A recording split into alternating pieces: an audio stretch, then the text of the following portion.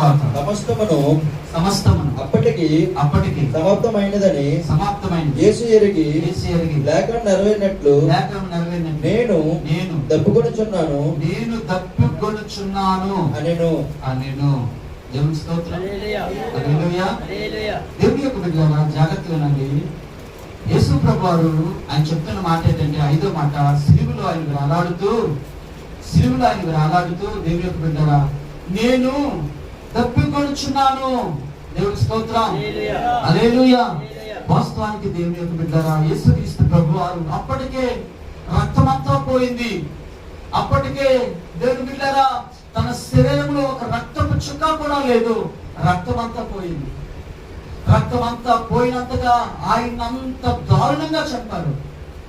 ఇందాక చెప్పినట్లు fast of the Christ ఆ హీరో బహుశాలుగా ఆ వేరే చర్మం వేసుకుని ప్రయత్నించవచ్చు. ఆ దెబ్బ తగిలేసరికి ఎంత అల్లాడిపోయాడు. అటువంటిది యేసుక్రీస్తు ప్రభువారు దేవుని యొక్క బిడ్డలారా నిజంగా ఆయన మన కొరకు ఎంత త్యాగమయ్యాడో చూడండి. మీరు ఎప్పుడైనా ఆలోచించారా? యేసు ప్రభువారు దేవుని యొక్క బిడ్డలారా అంత అంత అంత భయంకరంగా ఆయన ఎందుకు ఆ యొక్క కొరడా దెబ్బలు ఆయన కాశాడు, ముళ్ళు కిరీటం పెట్టించుకున్నాడు, పక్కలో బండి పెట్టి పొడిపించుకున్నాడంటే మన కొరకే. దేవుడికి స్తోత్రం. ఆయన రక్తము కారిస్తేనే గాని మనిషిని పాపానికి పరిహారం లేదు. దేవుడికి స్తోత్రం. ఆయన చెప్తున్నాడు లేఖనం నెరవేరినట్లు నేను తప్పికొనుచున్నాను. ఇక్కడ 2 అర్థాలు ఉన్నాయి. నెంబర్ 1, వాస్తవానికి ఆయన శరీరంతో ఉన్నాడు. ఆయన నాలుగు మీద కూడా ఒక చిన్న తడి కూడా లేదు. దేవుని స్తోత్రం. హల్లెలూయా. మొదటిది అదైతే. రెండోది ఏంటంటే ఆత్మల కొరకు ఆయన చెప్తున్న మాట, ఇదిగో నేను తప్పుకొనుచున్నాను. ఏంటి అది తప్పంటే ఆత్మల దాహం. ఆమేన్. ఈ లోకమంతా రక్షింపబడాలి, ప్రపంచమంతా రక్షింపబడాలి. తనకు ఎదుర్కొన్న వారందరూ కూడా వారి జీవితాలు బాగులేవు, నచ్చినట్లు బ్రతుకుతున్నారు. వారు చనిపోతే నరకానికి వెళ్ళిపోతారు. నీ ఆత్మీయ జీవితం దేవుని నీ భూమి మీద ఉన్నప్పుడు కానీ నీ జీవితం కానీ సరిగ్గా లేకపోతే, నీ బ్రతుకు కానీ సరిగ్గా లేకపోతే, నీ క్యారెక్టర్ కానీ సరిగ్గా లేకపోతే, నా శరీరం నా ఇష్టం, నా ఆలోచన నా ఇష్టం, నా తలంపు నా ఇష్టం, నా బ్రతుకు నా ఇష్టం అనుకోని కానీ నువ్వు నిలబడితే, అలా కానీ బ్రతికి ఆ పాపంలో కానీ నువ్వు చనిపోతే నువ్వు వెళ్ళేది నిత్య నరకానికి. దేవుడికి స్తోత్రం. హల్లెలూయా. దేవుని మీద యేసు ప్రభువు అంటున్నారు నేను తప్పికొనుచున్నాను.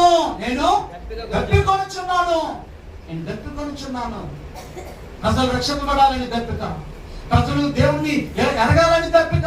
ఆ దాహం మనకి ఎప్పుడైనా ఉందా? నీ ఇంట్లో నశించిపోతుంటే నీ ఇంట్లో కొరకు ఎప్పుడైనా నువ్వు బాధపడ్డావా? నీ తల్లిదండ్రులు రక్షణ పడకపోతే నీ తల్లిదండ్రుల గురించి ఎప్పుడైనా ఆలోచించావా? నీ ఇంటి వారు దేవుని బిడ్డలారా రక్షణ పడకపోతే నీ ఇంటి వారి గురించి ఎప్పుడైనా ఆలోచించు. ఉపవాసం ఉండి కన్నీరు కాచవా? ఇంకా మా అమ్మ దేవుని నమ్ముకోలేదే, మా నాన్న దేవుని నమ్ముకోలేదే, మా అక్క చెల్లెలు దేవుని నమ్ముకోలేదే, లేకపోతే నా భర్త దేవుని నమ్ముకోలేదే.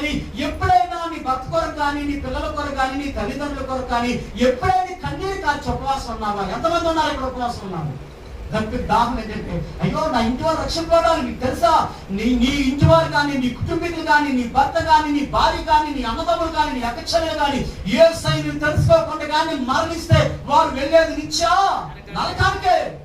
అసలు యేసు ప్రభువుని ఎందుకు నమ్ముకోవాలండి? ఒక ఆయన అడిగాడు, మాకు 33.5 కోట్ల దేవదూతలు ఉన్నారు, మాకు 33.5 కోట్ల దేవుళ్ళు ఉన్నారు, మాకెందుకండి ఆ దేవుడు? మాకు దేవుడు లేరా? పేరుకు ఒక దేవుడు, ఇంటికి ఒక దేవుడు, నామానికి ఒక దేవుడు, ఊరికి ఒక దేవుడు, ఈదికి ఒక దేవుడు, పుట్టుకు ఒక దేవుడు, చెట్టు ఒక దేవుడు, మాకు నచ్చినంతమంది ఉన్నారు. హల్లెలూయా. హల్లెలూయా. మాకెందుకండి ఈ దేవుడు? ఈ దేవుడు ఎందుకంటే నీవు చనిపోయినప్పుడు నీ ఆత్మ నరకానికి వెళ్ళకుండా రక్షించడానికి కావాలి ఈ దేవుడు. హల్లెలూయా.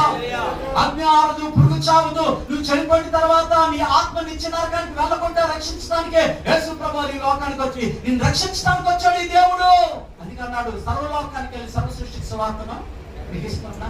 ఈ రోజు సువార్త చేయడం అన్న జైల్లో ఉన్న సేవకుడు ఏం చేస్తారు? ఆ సేవకుడు ఎందుకని జైల్లో పెట్టాలని? దుర్మార్గుడా, హంతకుడా, వ్యభిచార, దొంగ ఏమీ కాదు. అయ్యా నువ్వు ప్రభువుని నమ్ముకుంటే నువ్వు నరకం నుండి తప్పించి పరలోకానికి వెళతావని చెప్పినందుకు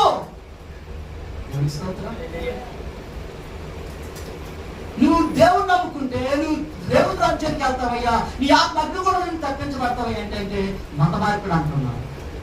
హల్లెలూయా.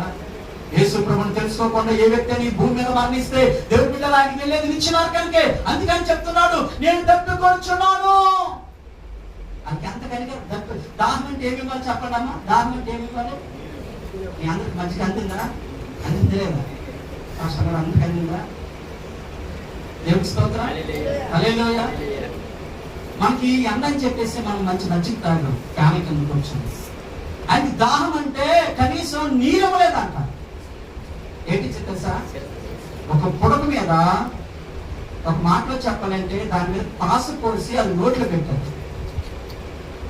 అంటే ఎంత క్రూరమైన మనసు చూడాల. దాహం అంటే పాస పోసి నోట్లో పెట్టారు యేసు ప్రభు నోట్లో. ఎవరి కొరకైనా భరించాలా అంటే మన కొరకే. హల్లెలూయా. నిత్య నరకం నుండి తప్పించబడి దేవుని రాజ్యానికి వెళ్ళడానికి దేవుని బిడ్డలు ఆ ప్రభువారు మన కొరకే అంత బాధపడ్డాడు, అంత త్యాగం అయిపోయాడు. అంటాడు, నేను తప్పికొనుచున్నాను. దేవునికి స్తోత్రం. హల్లెలూయా. అప్పటికి సమాప్తమైనదని యేసు ఎరిగి లేఖనం నెరవేరినట్లు నేను తప్పికొనుచున్నాను. చిరకతో నిండి ఒక పాత్ర అక్కడ పెట్టి ఉన్నాడు కనుక వారు స్పంజి చిరకతో నింపి ఇసుక పుడక తగిలించి ఆయన నోటికి అందించి. దేవునికి స్తోత్రం. ఒక చేదు చిరక నోట్లో పెట్టాడు.